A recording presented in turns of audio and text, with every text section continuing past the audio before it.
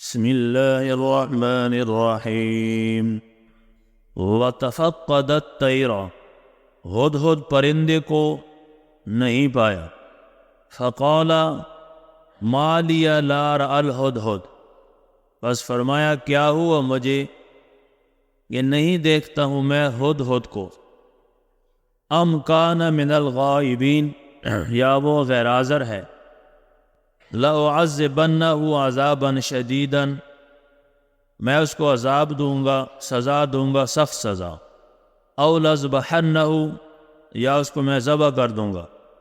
او لَيَأْتِيَنِّي بِسُلْطَانٍ مُبِينٍ یا وہ میرے پاس کوئی واضح دلیل لے کر آئے.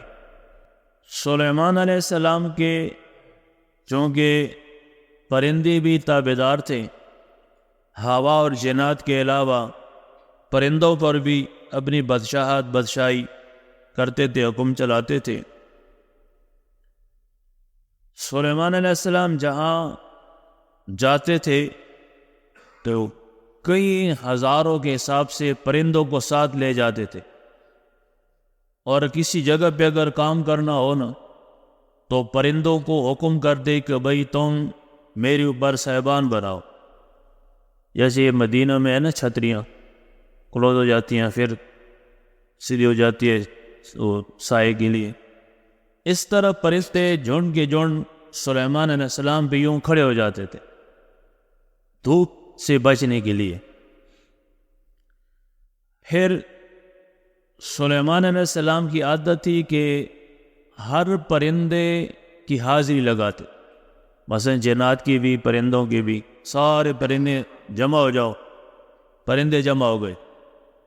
گویا کہ پرندوں کی خبرگیری کیا کرتے تھے کہ ان پرندوں میں سے کسی کو کوئی تکلیف تو نہیں ہے، ان پرندوں میں سے کوئی بیمار تو نہیں ہے، یا کوئی مسئلہ تو نہیں ہے.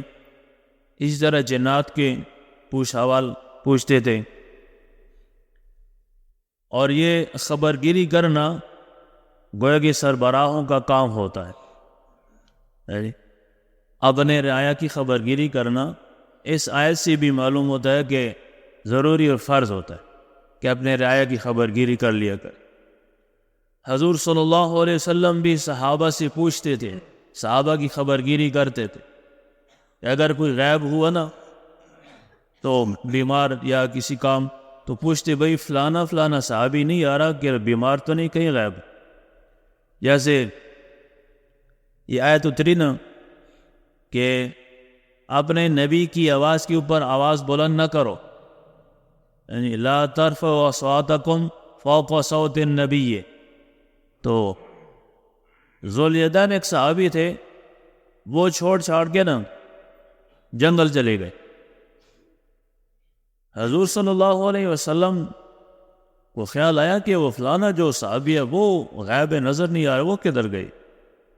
تو باقی صحابہ نے فرمایا کہ یا رسول اللہ وہ تو جس وقت یہ آیت آئی نا تو وہ چھوڑ گئے، چلے گئے جنگل میں. کیوں؟ وہ اس لیے کہ ذوالیدین کی آواز چونکہ اونچی ہے نا، قدرتی کئی آدمیوں کی آواز اونچی ہوتی ہے نا، یعنی آہستہ بولے تو آواز اونچی نظر آتی ہے. تو جب یہ آیت آ گئی نا کہ میری آواز جو ہے وہ حضور صلی اللہ علیہ وسلم کی آواز سے اونچی نہ ہو جائے، تو اس لیے وہ اس خطرے سے کہ میرے اعمال ضائع نہ ہو جائے کہ میں آپ کی آواز کے اوپر آواز بلند کروں تو میرے اعمال ضائع نہ ہو جائے، اس خوف سے وہ جنگل میں چلے. حضور صلی اللہ علیہ وسلم نے بلایا کہ نہیں، ان کو بلاؤ اور انہوں نے کہا کہ آپ کی تو آواز قدرتی اونچی ہے نا، آپ کو جان بوجھ کے آواز تو میری آواز سے اونچی نہیں کرتے ہو نا، آپ کی تو آواز قدرتی اونچی ہے، لہذا آپ اس میں سے مستثنا ہو، آپ آ جاؤ نمازیں پڑھو ادھر. یہ کیا کر دیا آپ نے؟ یعنی اپنے ذہن خبرگیری کرتے تھے. پھر وہ آئے تو وہ قدرتی آواز ان کی اونچی تھی، یعنی اگر وہ آہستہ بھی بولے نا تو آواز اونچی نظر آتی. اس خوف سے وہ چلے گئے.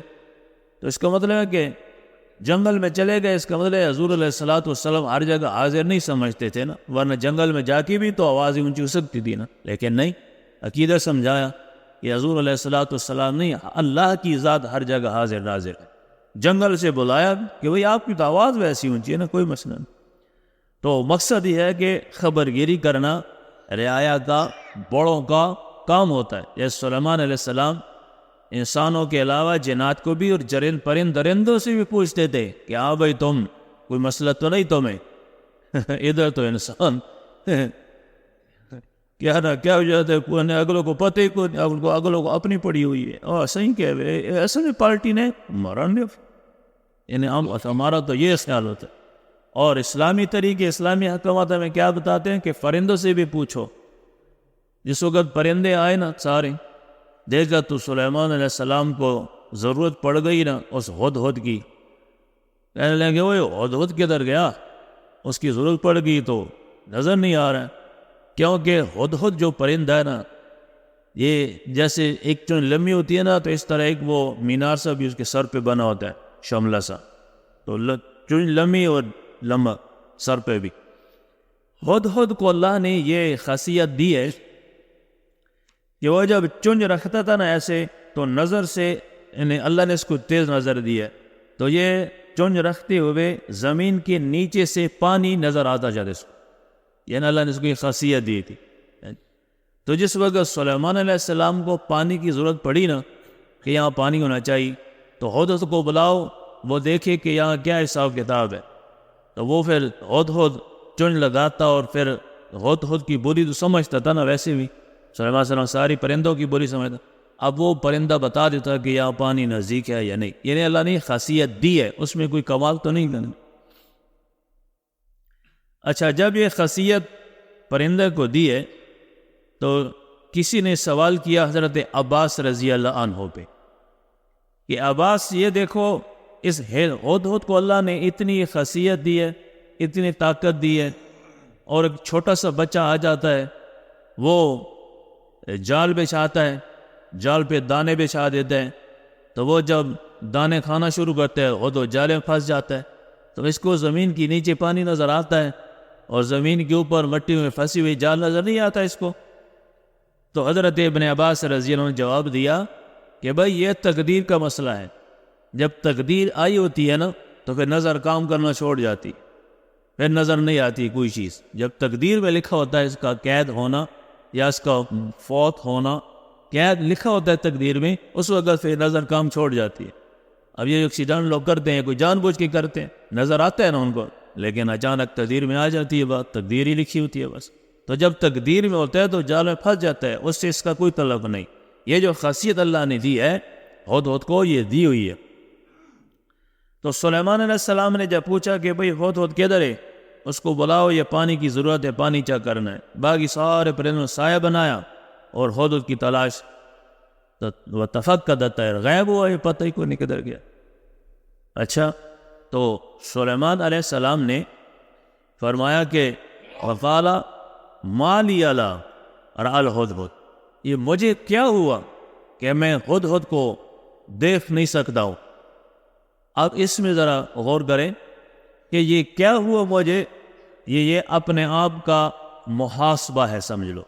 یعنی سلیمان علیہ السلام اس بات کو غور سے دیکھ رہے ہیں کہ یہ جو میری تابعداری پرندوں پہ اللہ نے لاگو کی ہے، اور یہ میری تابعداری سے باہر کبھی گیا ہوا ہے، تو یہ تو ایک نقصان ہے نا.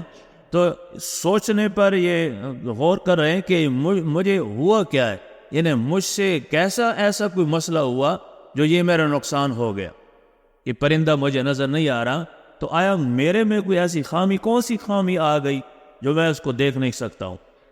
تو اس کا مطلب یہ ہے کہ اگر کوئی نقصان ہو جائے نا، نقصان ہو جائے، گاڑی ایکسیڈنٹ، مال چوری، جو اللہ نہ کرے کسی کا، تو وہ سوچنے پر، غور کرنے پر مجبور ہو جائے کہ یار آج مجھ سے کیسا ایسا کوئی غلطی یا گناہ ہو گیا جو مجھ سے حادثہ پیش آ گیا. یعنی یہ محاسبہ اپنے آپ کا گویا سلیمان علیہ السلام نے سبق دیا کہ اگر ایسا کوئی نقصان ہوئے تو سوچے بندہ کہ آیا مجھ سے کون سی ایسی غلطی ہو گئی، یا کون سی کسی پہ کوئی زیادتی ہو گئی، یا کون سا ایسا عمل مجھ سے سرزد ہوا جو اللہ کو پسند نہ آیا، جو میرا نقصان ہو گیا. تو محاسبہ کیا سلیمان علیہ السلام نے کہ مجھے کیا ہوا ہے کہ مجھے میری تابعداری میں پرندوں کو اللہ نے دیا اور آج وہ نظر نہیں آ رہا، تابعداری سے باہر کہیں گوا، بغیر پوچھے کرے غائب ہے، تو مجھے کیا ہوا. تو سلیمان علیہ السلام نے باقی پرندوں میں ان کو ایک سزا سنا دی ہے کہ ام کان من الغائبین، یہ غائب ہے یا ویسے مجھے نظر نہیں آ رہا، تو جب آ جائے نا تو لأعذبنہ عذابا شدیدا، میں اس کو سخت سزا دوں گا کہ وہ بغیر پوچھے کہیں گیا ہوا ہے، تو جب آئے تو اس کو میں سزا دوں گا۔ سزا کیا دوں گا؟ کہ اس کو سارے پرندوں کی خدمت پہ لگا دوں گا، یہ سزا ہوگی اس کو کہ ہر پرندے کی خدمت وہ کرے گا۔ یا ایسی سزا ہوگی کہ وہ اس سزا سے وہ تنگ ہو جائے گا، یا اس کو میں ذبح کر دوں گا بس۔ یعنی یہاں پہ مفسرین لکھا ہے کہ پرندوں پہ زیادتی کرنا جائز تو نہیں ہے نا، پرندوں پر زیادتی کرنا جائز نہیں ہے، لیکن اگر کوئی ایسا پرندہ ہے جو ہمارے کام آتا ہے اور وہ کام میں سستی کرتا ہے تو اس سستی پہ اس کو مناسب تادیباً سزا دینی جائز ہے۔ مثلا تھوڑا سا اس کو بھوکا رکھ دے، تھوڑا سا پیاسا رکھ دے کچھ گھنٹوں کے لیے، یا کچھ ایسی سزا، مناسب سزا، اتنی زیادہ سزا نہیں کہ سوٹی لا کے شروع ہو جاؤ تو ڈانڈے مار مار کے، ایسی سزا نہیں، مناسب سزا یعنی تادیباً سزا کہ اس پرندے کو بھی پتہ چلے کہ یہ سزا مجھے اس لیے مل رہی کہ میں نے یہ غلطی کی ہے۔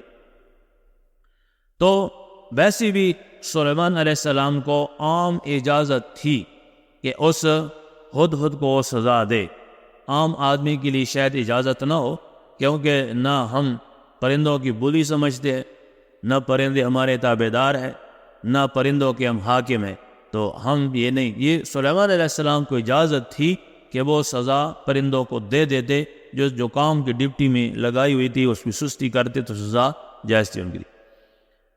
یا ذبح کر دوں گا، یا پھر او لیأتینی بسلطان مبین، یا وہ میرے پاس کوئی صحیح دلیل لے آئے نا کہ وہ کیوں غائب ہے، تو اگر جائز دلیل سے بات کرے، میرے پاس آئے کوئی جائز بات کرے، دلیل لائے، میں اس کو چھوڑ دوں گا۔ اس سے مفسرین نے فرمایا کہ مجرم کو ٹائم دینا چاہیے، ججوں کو عدالتوں میں یا مدعیوں کو، مجرموں کو ٹائم دینا چاہیے کہ اپنی وہ صفائی پیش کرے کہ یہ جرم اس نے کیوں کیا یا جرم سے زد کیا ہوا، یہ نہیں کہ فوراً بس اسے گولی مارو اس سزا دو، نہیں، مجرم کو ٹائم دینا چاہیے کہ اپنی صفائی پیش کرے، جیسے سلیمان علیہ السلام نے ہدہد کو ٹائم دیا تھا کہ ہاں بھائی آپ دلیل پیش کرے، کوئی وجہ پیش کرے کہ آپ کیوں غائب ہوئے۔ تو یہ گویا کہ اسلامی اصول، شرائط وغیرہ زندگی گزارنے کے لیے قوانین بنائے۔